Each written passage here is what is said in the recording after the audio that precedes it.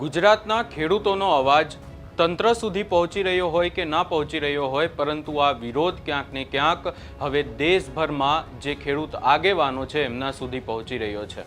હવે મોરબીના જેતપરમાં ખેડૂત છાવણીમાં કોણ આવવાનું છે અને તંત્રનું ટેન્શન કેમ વધશે એની વિગતે ચર્ચા કરીશું। નમસ્કાર, હું છું ઉજ્જવલ અને આપ જોઈ રહ્યા છો નિર્ભય ન્યૂઝ। મોરબીના જેતપરમાં છેલ્લા કેટલાય સમયથી ખેડૂતો પોતાનો વિરોધ નોંધાવી રહ્યા છે।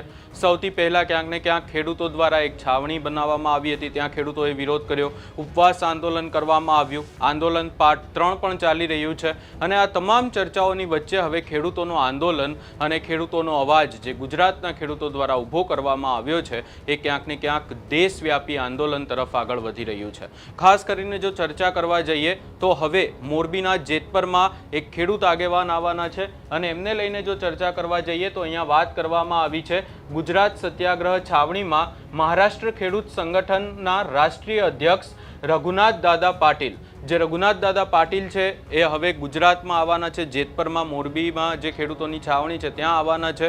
ખાસ કરીને જો રઘુનાથ દાદા પાટીલની વાત કરવામાં આવે તો તેઓ છેલ્લા કેટલાય સમયથી ખેડૂતો માટે અનેક લડાઈઓ પણ લડી ચૂક્યા છે અને લડાઈઓ લડી પણ રહ્યા છે। તંત્રની સામે એમણે અનેક વિરોધો પણ કર્યા છે અને જો ગુજરાતના ખેડૂતોનો અવાજ સાંભળવા માટે એમને માર્ગદર્શન આપવા માટે હવે મહારાષ્ટ્રના જે ખેડૂત આગેવાન છે રઘુનાથ દાદા પાટીલ, જે રાષ્ટ્રીય અધ્યક્ષ પણ છે મહારાષ્ટ્ર ખેડૂત સંગઠનના, તેઓ આવી રહ્યા છે। અહીંયા લખવામાં આવ્યું છે કે આ અવાજ આખા ગુજરાતના ખેડૂતોનો છે, પધારી રહ્યા છે ખેડૂતોના હકની લડાઈમાં સમર્થન આપવા માટે, જે ખેડૂતોના હકથી માહિતગાર કરશે। તો ગુજરાતના તમામ ખેડૂત ભાઈઓ બહેનોને પધારવા અને માહિતગાર થવા ગુજરાત સત્યાગ્રહ છાવણી આમંત્રિત કરે છે। અહીંયા આજનો દિવસ છે અને ક્યાંક ને ક્યાંક તેઓ આગામી સમયમાં તારીખ 11/8/2026 આવવાના છે ગુજરાત સત્યાગ્રહ છાવણી જેતપરમાં અને રાત્રે 9 વાગ્યાની આજુબાજુ તેઓ આવવાના છે એવી વાત અહીંયા કરવામાં આવી છે। અહીંયા ખાસ કરીને જો ચર્ચા કરવા જઈએ તો ગુજરાતના જે ખેડૂતો છે જે વિરોધ કરી રહ્યા છે એની સામે તંત્ર દ્વારા જીતુ વાઘાણીએ એક જાહેરાત કરી હતી ને પરિપત્ર પણ જાહેર કરવામાં આવ્યો, બમણું વળતર આપવામાં આવશે માર્કેટ ભાવથી એવી પણ વાત કરવામાં આવી, પરંતુ અહીંયા ખેડૂતોની વાત સીધી છે કે ખેડૂતોને પરિપત્ર સ્વીકાર્ય નથી। ખાસ કરીને તંત્ર દ્વારા એક તરફ MRC કમિટીની રચના પણ કરી દેવામાં આવી રહી છે, અનેક જગ્યાએ કલેક્ટરો જે છે હવે મુલાકાત ખેડૂતોની કરી રહ્યા છે આ કમિટીની રચના કરવા માટે, અને બીજી તરફ જો ચર્ચા કરવામાં આવે તો ખેડૂતો પોતાના નિર્ણયને લઈને અડગ છે।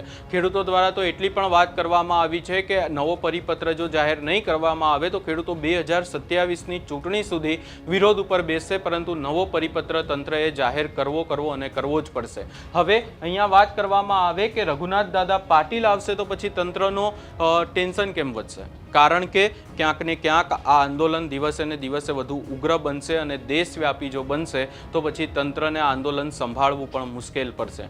હજી પણ ખેડૂતો ક્યાંક ને ક્યાંક તંત્ર સાથે વાતચીત કરવા માટે તૈયાર છે। જો નવા પરિપત્રની જાહેરાત કરી દેવામાં આવે તો ખેડૂતો પોતાનો આંદોલન અંત કરવા માટે પણ તૈયાર છે, પરંતુ વાત એ જ છે કે તંત્ર દ્વારા ક્યારે જવાબ આપવામાં આવશે। હજી સુધી નવા પરિપત્રને લઈને પણ કોઈ પણ વાત તંત્ર દ્વારા નથી કરવામાં આવી અને ના તો કોઈ પણ પ્રકારે આખી બાબતને લઈને કોઈ જવાબ ખેડૂતોને મળી રહ્યો છે। એકવાર જાહેરાત કરવામાં આવી હતી કે જ્યારે આપણે જોયું કે ગાંધીનગરમાં ખેડૂતો ભેગા થયા હતા અને આખી જે વાત સામે આવી હતી, ગાંધીનગર કૂચ કરવાના હતા, ખેડૂતો ગાંધીનગર પહોંચી જ જવાના હતા, પરંતુ જે આખી બબાલ સામે આવી હતી એ પણ આપણને ખબર છે। અને જ્યારે ગાંધીનગર સુધી ખેડૂતો પહોંચી જવાના હતા ત્યારે જ ખેડૂતોનો અવાજ સાંભળવામાં આવ્યો હતો। એટલે જો આગામી સમયમાં હવે આ તમામ બાબતોને લઈને જલ્દીથી જલ્દી જો તંત્ર દ્વારા ખેડૂતોની માંગણીઓ સ્વીકારીને અંત લાવવામાં નહીં આવે તો પછી હજી પણ તંત્રને ક્યાંક ને ક્યાંક ભારે પડી શકે છે। આ સમગ્ર બાબતે તમારો શું અભિપ્રાય છે એ અમને કમેન્ટ કરી જરૂર જણાવશો અને અમારી ચેનલ નિર્ભય ન્યૂઝને લાઇક, શેર, સબસ્ક્રાઇબ કરવાનું ભૂલશો નહીં।